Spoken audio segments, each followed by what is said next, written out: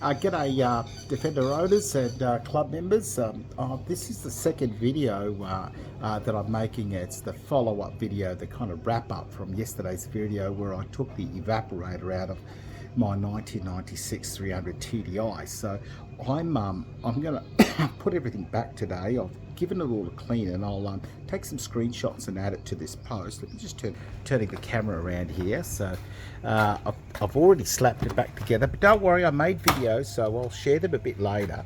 But put the box back in, the HVAC box has gone in there, went in there really well, everything's okay, it all bolted in there great, and vacked it up after I put the pipes back on, the high and low pressure pipes. Go back into here just to show you. All the pipes are now mated up really well, everything's gone well. And then I vacuumed the system for about 45 minutes, which is the recommended time, and got it down to nearly minus 30 psi there, locked off my gauges, and I left it like that for about an hour and a half. Let me turn the camera around. I left it like that for about an hour and a half as I sort of bummed around and had a bit of lunch and stuff like that, and didn't lose any vacuum. The seals were good on the new O-rings that I put in there, and so I charged the system up, and let's just see now how it's gone. I already know, but I just want to show you guys. So let me turn the camera. I apologise for the constant turning of cameras, so I'm going to use this little fella here. It's pretty straightforward. I've actually got an app on my phone that Bluetooth, so I can look at temperature. But for right now, it's afternoon time here now. A bit stormy out there, as you can see. Not the best time to be recharging a system because there's a lot of moisture in the air, but that's okay. Just a moment. Sorry, let me just get in there. And I'll just start the old car up. So there you go. All right, everything's going good there. Get the aircon on, yep. And now that I've cleaned that evaporator, it is so good. The air blowing out of here is blowing out fantastic, and it's the best thing I've done. And let me tell you, if I didn't muck around and wasn't sort of canvassing phone calls constantly today, I could have got the whole thing from beginning to end done in about 3 hours, from pulling it out, cleaning it, and go from there. Now listen guys, I'm sorry, this thing's going to be a little bit upside down as I try and measure the temperature, but I'm just going to put it into the vent here, I need the light to be able to do so. There we go. And I'll just hold it like that now. Okay, so let's watch now what happens with the aircon on. So she's all pressurized, she's all okay. She's running at about 34 psi in liquid refrigerant that's in the system. Condenser's just icing up now. Beg your pardon, the evaporator's just icing up right now. And as you can see, we've got 14 degrees there. Anything below 15 degrees means, the aircon tech is allowed to get paid. If you can't get it lower than 15 degrees, that means we're not allowed to get paid. So far everything's looking good. She's coming down well.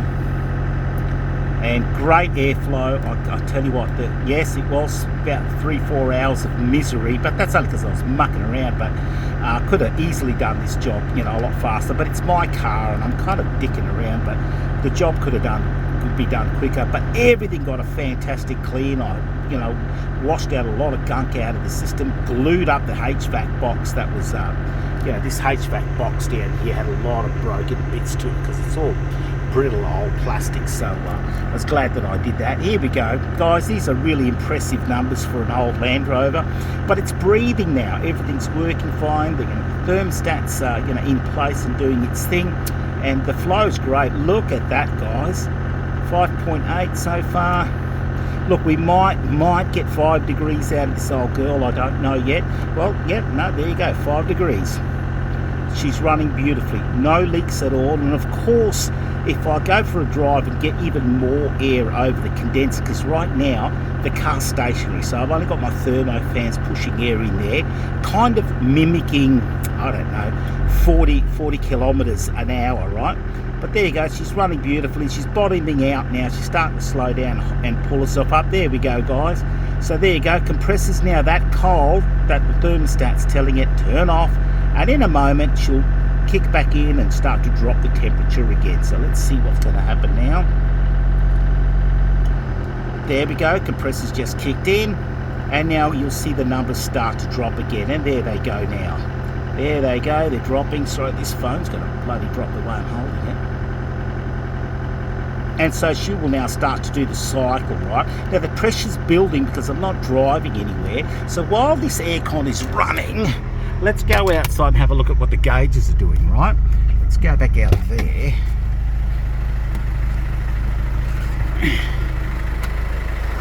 So let's have a look at what's happening on our gauges. So we're running nice and cool on the high pressure side, 150 psi. The cutoff will be somewhere around the 300. So let me just sort of point at 300. Where are we? Yep, right there. That's 300 there. And over here, we're sitting at just above, about, it's actually a little bit more than 40 psi in the refrigerant. No, I beg your pardon, no, I'm not. It's about 38 psi. She's running beautifully, turn the other way, and everything's going well. Considering it's a 30-year-old vehicle, I'm very happy with that temperature in there. And of course, the most important thing is everything is staying cool. So there you go, guys. If I go for a drive with this vehicle now, if I actually take it for a drive and get a bit more airflow over it, that high pressure side will cool down even more, and of course that means cooler air inside the cabin. So there you go, guys, all done. Another Land Rover is ready to tackle the warm territory climate up here in Darwin for another few more years. It's not a by the way, I do want to show you something. Let me turn the So, remember those fans? There's sort of one motor with a turbine type fan on each side of it, right? They draw air in from the floor here. I'm going to show you. Let me turn the camera. That fan, these fans, they draw air from the sides. So I was like, well, I'm getting leaves and shit. I mean, this is the stuff that came out of the condenser, for the evaporator from inside, right? And so, wife gets in here, she's got leaves and crap on her, the bottom of her shoes, and as they dry, and this is like a vacuum sucking in, they get sucked into there and sucked into there and so on. So I don't know if you can see this, but I've retrofitted a gauze on it on either side. On either side, so it's only really designed to pick up, the larger leaf matter and stuff like that, just to stop going in there. It's not going to help you long term. This thing is still going to clog up. It's still going to need it cleaned because we don't have pollen filters in these bloody things, right? So inevitably you're going to have to do it again, but that's okay. Just a quick rehash. How to do it? Well, straight under here is a 10mm nut. It's right there. Take him off. Take off the two pipes from the other side of the firewall. You must degas, of course, the system. And then at that point, just undo your screws all along there.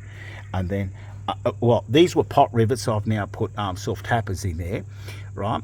And then this system splits, that system splits. There will be a cable that runs from that switch over there, comes through here and it goes down here, and it sort of controls a couple of things down under here, but I won't go into the details of it. But at the end of the day, they sort of control your airflow because there's two bulbs in there, and they work out your 1, 2 and 3 position. There's a whole story behind that, but I won't go into it. But there you go, guys. We're getting about 5 degrees in this vehicle. I'm very happy with it because, let me tell you, in Darwin, where the average temperature is about 36 degrees on a normal day, getting to a vehicle that's really going to be producing, let's be realistic, maybe 10 degrees, let's even call it 15 degrees, right? Well, I'd rather be in a 15-degree cabin and getting a bit more comfort than being outside in the humidity. In the time that we've just run the vehicle, which was about 3-4 minutes, have a look at this, at how efficient it is pulling moisture out of the air. That is a terrific job. So, guys, I'm really happy with that. Okay, Defender owners, any questions? Fire away, send them to me. I have listed my phone number I have listed my phone number because, guys, I've got fat fingers and typing long answers doesn't work for me, and quite often, because there's a bit of explaining to do, I just won't put the effort in. I'd rather just give you my phone number and call me. You're all welcome to do that as members of the Defenders of Australia Club. This is the sort of thing we should all be doing, looking after each other. If you've got a bit of know-how, share it so the rest of us can learn something out of it. And if you want to fix your aircon, don't really know what you're doing, buzz me anytime, day or night. Happy to help out. Good on you, Defender owners. See you later.